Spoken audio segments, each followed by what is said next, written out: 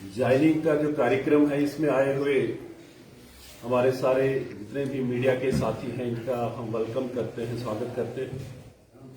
इस कार्यक्रम में भारतीय जनता पार्टी यूटी के हमारे अध्यक्ष आदरणीय रविंद्र रैना जी, डोडा डिस्ट्रिक्ट के हमारे डीडीसी के चेयरमैन महेंद्र सिंह कोतवाल जी, हमारे साथ हमारे संगठन मंत्री विपुल शर्मा जी, कुलदीप राजा जी और हमारे बीडीसी भागवा से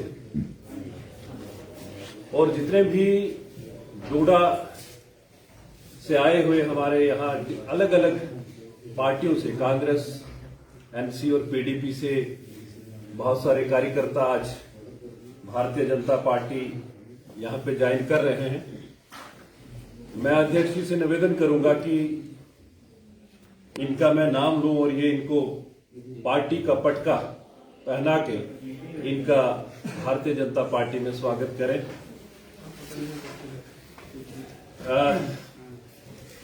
हरि कृष्ण जी आर.ओ. शेंकली देसा, वाइस प्रेसिडेंट अब्दुल लतीफ सरपंच मंजवी पंचायत से जो कांग्रेस बिहारी लाल जी एक्स सरपंच,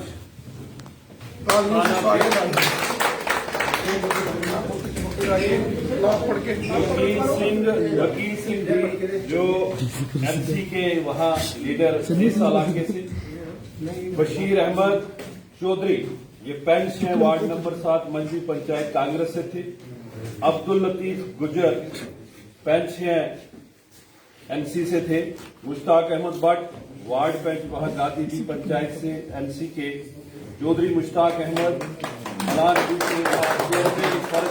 के हैं, अब्दुल लतीफ चौधरी मंजवी से है, सीनियर कांग्रेस के लीडर हैं, अकबर सलीम भट्ट पंजान से है, एक फारफलंग एरिया डोडा का जो देसा इलाका है वहां से ये सारे कार्यकर्ता अलग अलग पार्टियों से जो आज भारतीय जनता पार्टी यहाँ पे ज्वाइन कर रहे हैं। रहमतुल्ला भट्ट पंजान देसा से जो एनसी के वहां सीनियर कार्यकर्ता थे, बशारत अली भट्ट मंजवी पंचायत से, बशीर अहमद नाइक आर.ओ. मंजवी ये पीडीपी के वहां सीनियर लीडर थे, आदिल हुसैन चौधरी ये मंजवी पंचायत से हैं जो एनसी के वहां पे लीडर हैं, चौधरी बशीर अहमद, जाकिर हुसैन जी, मोहम्मद हुसैन चौधरी जी, कुलदीप सिंह जी जो वहां देसा से वहां उस इलाके के, मुबारक अली मंजवी से सीनियर कांग्रेस के कार्यकर्ता वहां पे, और संदीप ठाकुर जी जो आज ये सारे कार्यकर्ता यानी 23 कार्यकर्ता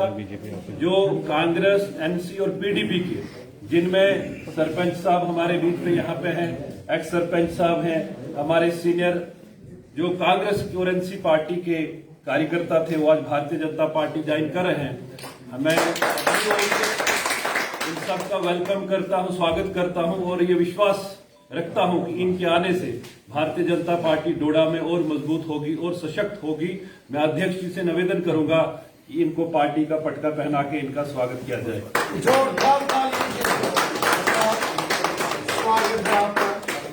आपका भारतीय जनता पार्टी में बहुत बहुत स्वागत है। तालीम से स्वागत।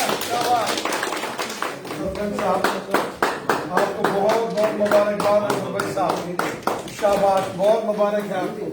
डाले शक्ति जी तालीम से स्वागत।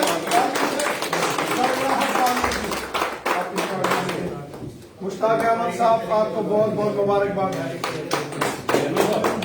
अब्दुल लतीफ साहब आपको बहुत बहुत मुबारकबाद पेश करता हूँ। लाओ आओ नौजवानों आगे आओ। क्या नाम है जनाब? अब्दुल गनी साहब को जनाब मोहतरम बहुत मुबारकबाद पेश करता हूँ। आदिल हुसैन साहब को डोडा से बहुत मुबारकबाद पेश करते हैं। मुश्ताक अहमद भट्ट साहब को मुबारकबाद पेश करते हैं। जाकिर हुसैन साहब को हम मुबारकबाद पेश करते हैं। बशारत अली भट्ट साहब को हम मुबारकबाद पेश करते हैं। जी मोहम्मद हुसैन साहब को हम मुबारकबाद पेश करते हैं बीजेपी ज्वाइन होने पर। जी अकबर सलीम भट्ट मुबारकबाद। बशीर अहमद साहब को मुबारकबाद पेश करते हैं। रहमतुल्लाह भट्ट साहब को हम मुबारकबाद पेश करते हैं। चौधरी बशीर अहमद के आला था ठीक है। गुज्जर बकरवाल सारे हमारे बीजेपी में शामिल हो रहे हैं। मुबारक आपको चौधरी साहब। और संदीप ठाकुर जी, एक नौजवानों के दिलों की धड़कन, जोरदार तालियों से जी।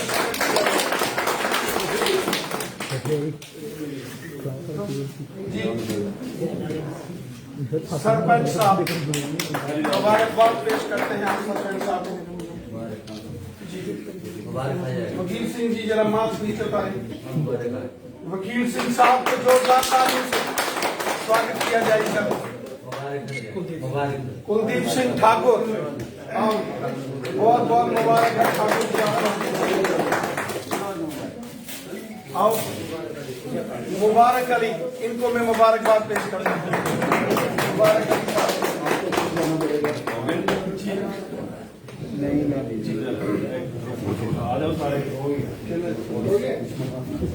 छोटे छोटे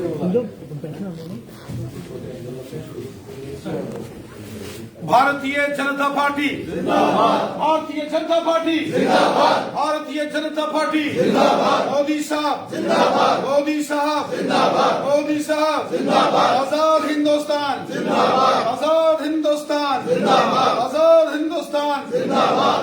हमारे मंडल अध्यक्ष भी हैं भाजपा से, जोड़ा से मास्टर जी नहीं जाएंगे, ये मंडल अध्यक्ष है।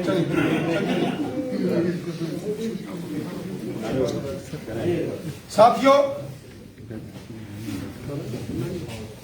आज हम सब के लिए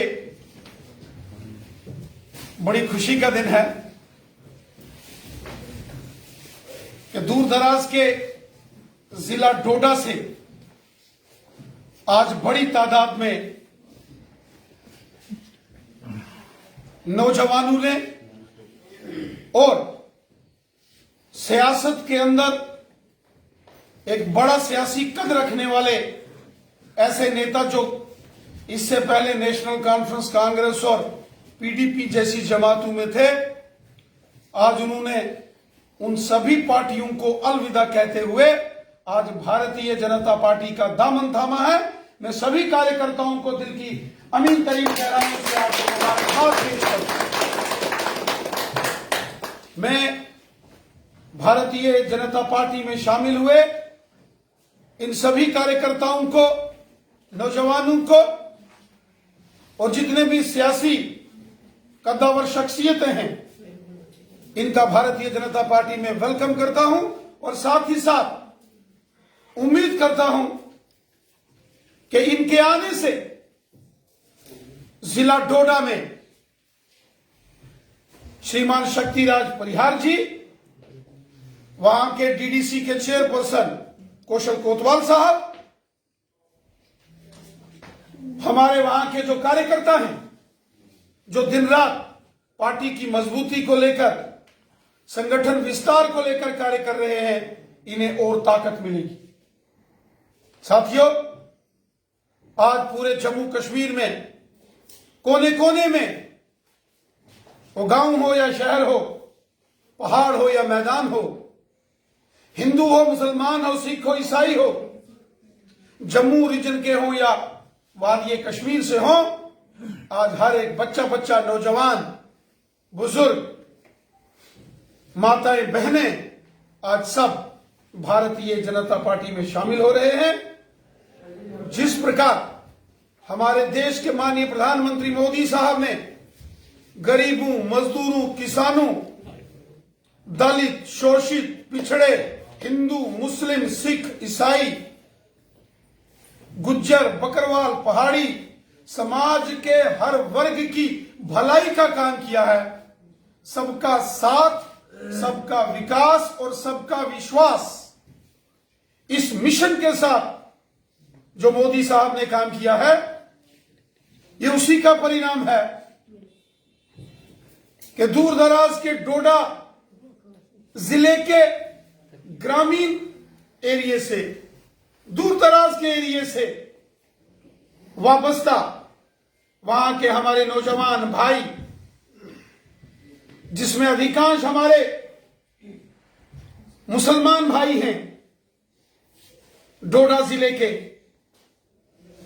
हिंदू हैं, गुजर बकरवाल हैं,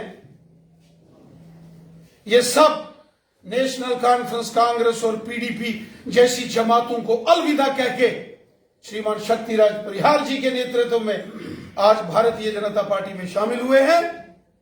और जिस प्रकार ये भारतीय जनता पार्टी का कारवां बढ़ रहा है, मैं पूरे विश्वास के साथ कहता हूं कि आने वाले दिनों में जब जम्मू कश्मीर के अंदर यहां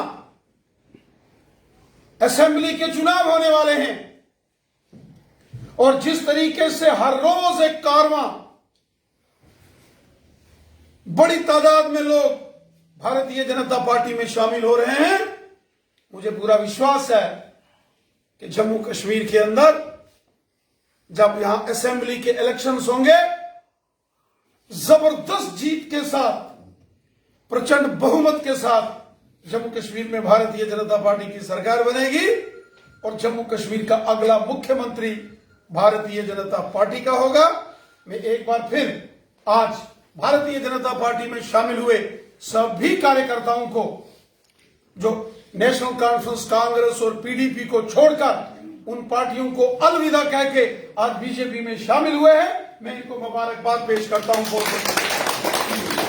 आपसे एक सवाल करना चाहिए। आपने कहा कि अब इजाफा हो रहा है, भाजपा का परिवार बढ़ रहा है और कहीं ना कहीं आपने कहा नौजवानों की बात की कि कारवां बढ़ रहा है। क्या आपका उस तरफ ध्यान नहीं गया जो कारवां अभी कुछ दिन पहले डेली वेजर्स का निकला था बाहर और उन पर डंडे बरसाए गए, लाठीचार्ज हुआ गया।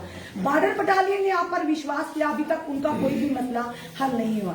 सीआईएसएफ बीएसएफ लगातार आपसे गुहार लगा रहे हैं, रहबरे खेल आपसे गुहार लगा रहे हैं, डेंटल सर्जन आपसे गुहार लगा रहे हैं। तो किस तरह से आप कहते हैं कि आने वाले समय में भाजपा और मजबूती से प्रचंड बहुमत के साथ आएगी? सर, सबका साथ, सबका विकास और सबका विश्वास, इस मिशन को लेकर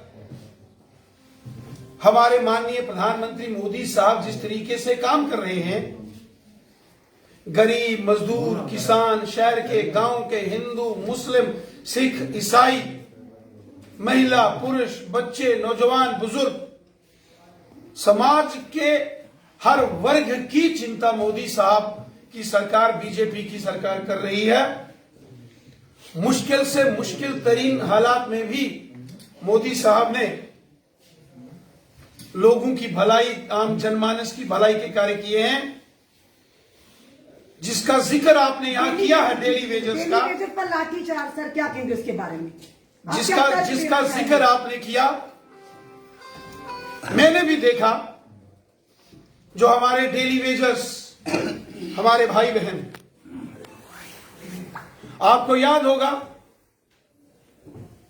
जब यही हमारे डेली वेजर्स भाई प्रोटेस्ट कर रहे थे और वहां जिसका जिक्र आपने किया, अपने हक की लड़ाई लड़ रहे हैं, मांग कर रहे हैं, तो फिर डंडे क्यों बरसाएंगे? सर, उसका मुझे बहुत बेहद दुख है कि इनको उस जो लाठीचार्ज हुआ वहां कष्टदायक है, दुखदायी है, पीड़ादायक है। मैंने सभी डेली वेजर्स के जो कर्मचारी हैं, अलग अलग डिपार्टमेंट्स में काम करने वाले, उनकी मांगे बिल्कुल जेन्युइन हैं। और कितना इंतजार? सर, एक जमाना था जब नेशनल कॉन्फ्रेंस कांग्रेस और पीडीपी की सरकारें थी, 250 और 500 रुपए के ऊपर इनको महीना दिया जाता था और वो भी किसी हद से नहीं, और साल में ईद और दिवाली के दिन ही 250 और 500 रुपया इनको देते थे। बीजेपी की हुकूमत आई, हमने बायोमेट्रिक्स अटेंडेंस करके इन सभी डेली वेजर्स, जो हमारे भाई बहन, नौजवान और बहुत सारे साथी ऐसे हैं जो जिनकी उम्र तो 50 साल से भी ऊपर हो गई है, इनको सरकारी मुलाजिम के तौर पर रजिस्टर्ड करने का काम बीजेपी ने किया जब इनकी ऑनलाइन रजिस्ट्रेशन हुई और बायोमेट्रिक्स अटेंडेंस हुई, और सबको 6750 रुपया ऑनरेरियम के नाते से मिलना शुरू हुआ। उसके लिए हमने असेंबली में भी हमने खूब हंगामा किया, और उस वक्त जब ये ऑर्डर आया तो हमें संतुष्टि हुई कि कम से कम ये जो हमारे डेली वेजर्स भाई बहन हैं, हमारे नौजवान हैं, कम से कम ये सरकारी मुलाजिम के नाते पर इनकी बायोमेट्रिक अटेंडेंस तो हुई और ऑनलाइन रजिस्ट्रेशन हुई। अपनी मांगों को लेकर हमारे डेली वेजर्स भाई लगातार आंदोलन कर रहे हैं। डेली वेजर्स जो इनकी एसोसिएशंस है, उनके जो अध्यक्ष हैं श्रीमान रवि हंस जी, मैं रवि हंस जी को और उनके 5 अन्य साथियों को साथ लेकर स्वयं माननीय उपराज्यपाल महोदय के साथ हमने वार्ता की, राजभवन के अंदर हमने मीटिंग हुई, और इन्हीं साथियों ने गवर्नर साहब के सामने, लेफ्टिनेंट गवर्नर साहब को सारी जानकारी दी। और हम भी इस बात को मानते हैं कि एक दिन अगर हमारे ये डेली वेजर्स भाई बहन नौजवान अगर हड़ताल पर चले जाते हैं तो पूरा गवर्नमेंट का सिस्टम ठप हो जाता है। पानी की सप्लाई, बिजली की सप्लाई, अन्य विभागों के काम रुक जाते हैं अगर यही हमारे साथी सहयोगी एक दिन के लिए भी पेन डाउन स्ट्राइक कर दें। सर आज 24 तारीख, आज से वो 72 घंटे की स्ट्राइक पर चलेगी। लेकिन हमारा मानना है ये प्रशासनिक तंत्र का बहुत मजबूत हिस्सा है।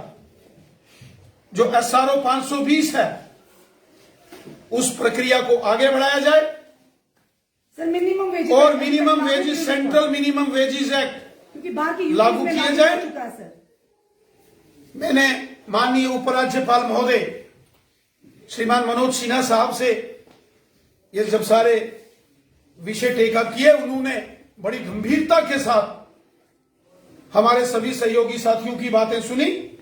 श्रीमान रवि हंस जी ने भी मिनिमम वेजेस एक्ट और SRO 520 के तहत बात की, और उन्होंने कहा अगर सरकार सभी डेली वेजेस तकरीबन 1 लाख के करीब होंगे,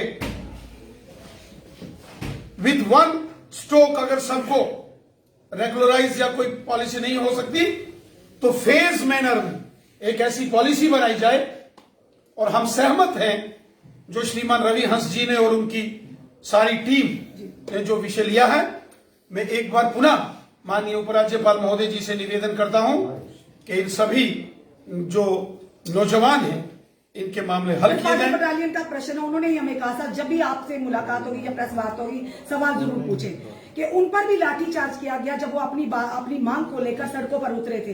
तो कहीं ना कहीं उम्मीद करते थे उनका मसला सुलझ जाएगा, पर अभी तक कोई भी उनको पॉजिटिव या ये कहेंगे कोई भी उनको अभी तक आश्वासन नहीं मिला। सर क्या जो बॉर्डर बटालियंस के एस्पिरेंट्स हैं हमारे बच्चे, जिन्होंने फिजिकल टेस्ट भी पास किया है और रिटर्न की तैयारी में जुटे हैं,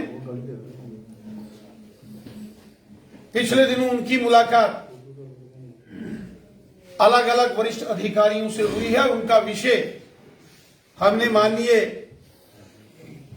लेफ्टिनेंट गवर्नर साहब के समकक्ष भी रखा है। हमारा तो यह मानना है कि जो एडवर्टीजमेंट हुई है और उसके तहत जो उन्होंने फिजिकल टेस्ट भी पास किए हैं, इस प्रक्रिया को एज इट इज पूरा कर देना चाहिए, कंप्लीट करना चाहिए। कुछ अधिकारियों का मानना है कि बहुत सारे जम्मू कश्मीर के लोग जिनके पास पहले डोमिसाइल नहीं था, जैसे वेस्ट पाकिस्तानी रिफ्यूजीज, गोरखा समाज, वाल्मीकि समाज, और वो सभी अब चूंकि उनका डोमिसाइल बन गया है, जिनका स्टेट सब्जेक्ट था उनको क्यों सब डिनाई तो उनको भी साथ में जोड़ा जाए। हालांकि लेफ्टिनेंट गवर्नर साहब ने अध्यादेश दिया है कि जो पहले से भर्ती हुए नौजवान हैं उनकी दोबारा भर्ती नहीं होगी, चाहे उनकी आयु उस सीमा के ऊपर भी चली गई है, वो एज इट इज रहेंगे। गवर्नर साहब ने कहा है कि उसमें उनका दोबारा से फिजिकल टेस्ट या उनके फॉर्म्स नहीं भरे जाएंगे, वो एज इट इज रहेंगे, लेकिन कुछ नए लोग जिनके डोमिसाइल्स नहीं बने थे उनको भी मौका दिया जाएगा। तो मेरा निवेदन माननीय उपराज्यपाल महोदय जी से है